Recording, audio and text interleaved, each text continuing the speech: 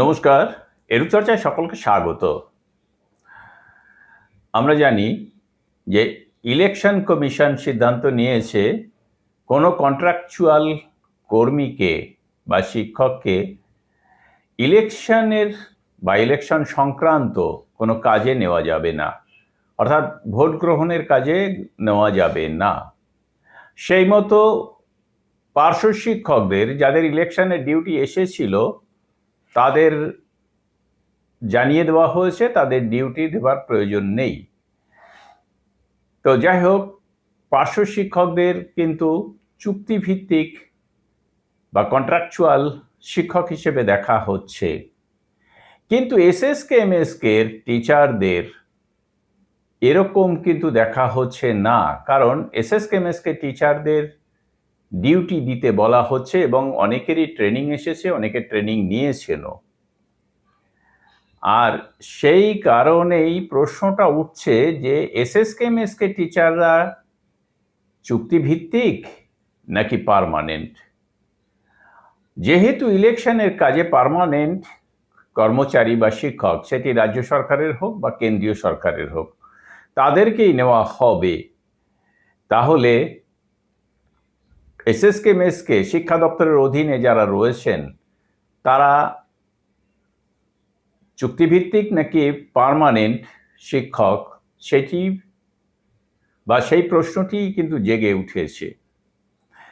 যেহেতু election commission কর্তৃক তাদের ডিউটিতে নেওয়া হচ্ছে, অর্থাৎ ভোটের কাজে যুক্ত করা হচ্ছে, তাহলে অবশ্যই তারা পার্মানেন্ট টিচার। এবার রেগুলার টিচার, পার্মানেন্ট তো বটেই, চুক্তিভিত্তিক পার্মানেন্ট সেটা নয়, একদম পার্মানেন্ট টিচার, রেগুলার টিচার যেটাকে বলা হয়, সেই শিক্ষক হিসেবেই দেখা হচ্ছে। এবার অনেকেই প্রশ্ন করেছেন, যদি আমাদের সেইভাবেই দেখা হয় তাহলে বেতনের ক্ষেত্রে পার্শ্ব শিক্ষকদের সমপরিমাণ কেন? পার্শ্ব শিক্ষকদের বেতন যে বেশি তা কিন্তু নয়, কারণ এটা নিয়ে কোনো বক্তব্য নেই। বেতনের জন্য কিন্তু দীর্ঘদিন লড়াই সংগ্রাম চলছে। তারপরে আমরা জানি যে ভোটের আগে রাজ্য সরকার 1000 টাকা করে বাড়িয়ে দিয়েছে এসএসকে এমএসকে শিক্ষক এবং পার্শ্ব শিক্ষকদেরও।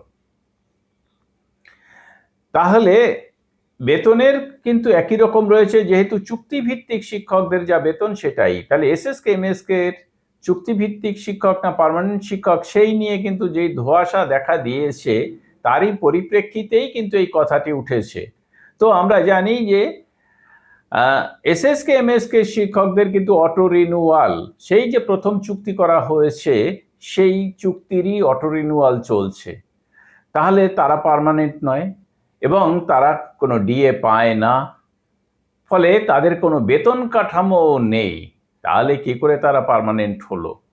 আর পার্মানেন্ট বা রেগুলার টিচার যারা রয়েছে বা শিক্ষা দপ্তরের অধীনে, পর্ষদের অধীনে যে সমস্ত টিচার রয়েছে বা কর্মী রয়েছে, তাদের মতো কোনো সুযোগ সুবিধাই কিন্তু এসএসকে এমএসকে শিক্ষকরা পায় না। এমনকি প্যারা টিচারদের মতো যে ইপিএফ চালু হওয়ার কথা ছিল এসএসকে এমএসকে 60 শিক্ষকদের, সেটিও কিন্তু এখনো চালু হয়নি।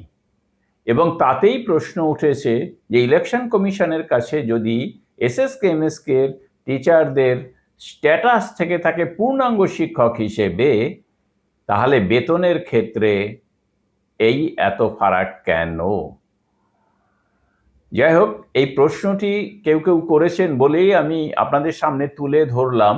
এটি নিয়ে বিতর্ক তৈরি করার জন্য কিন্তু এই ভিডিও তৈরি করা হয়নি।